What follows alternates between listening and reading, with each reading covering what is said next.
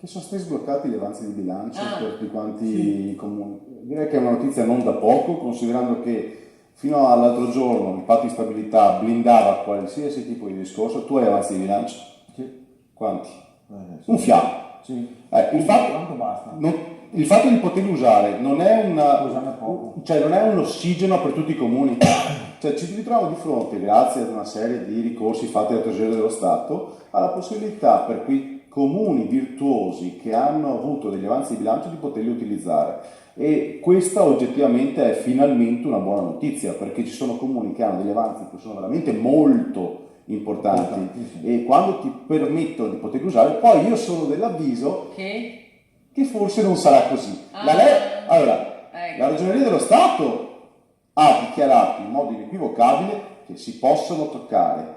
Dato che però col patto di stabilità i soldi prima andavano a Roma e poi bisognava richiedere, eccetera, eccetera, io adesso voglio vedere se riusciamo a riprenderli. Se tornano indietro.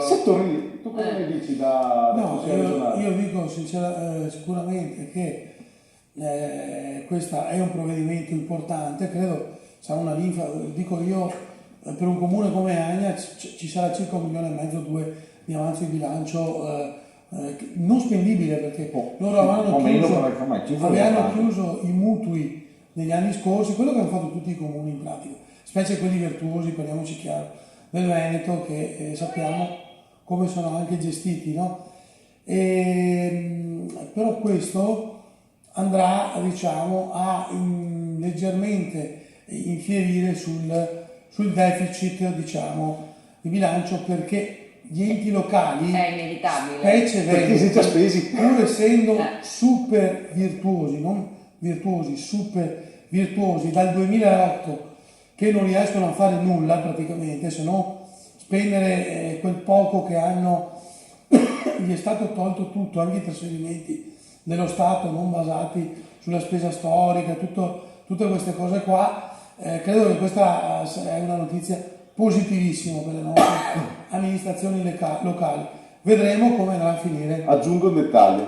Allora, l'altro giorno abbiamo depositato l'ordine del giorno in comune a Belluno, è stato passato grazie a Franco Raccona, consigliere comunale, e là si sono teoricamente approvato, e quindi ci sono 4 milioni di eurini pronti per essere spesi teoricamente.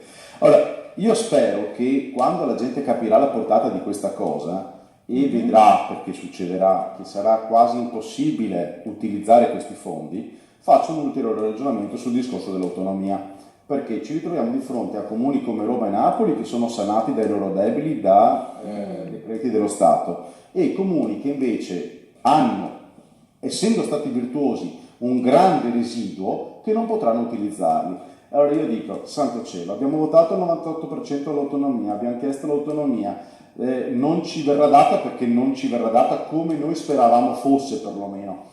Abbiamo i decreti della Tesoreria dello Stato che dice che possiamo utilizzare i soldi e molto probabilmente, anche se sto facendo il processo di intenzioni, diciamo che sono abbastanza certo di poterci scommettere qualcosa che sarà così, che non potremo utilizzare i nostri soldi che sono nostri e teoricamente sono in cassa nostra, ma non è nostra perché sono stati già presi e sicuramente sono stati già utilizzati perché se non è leggera.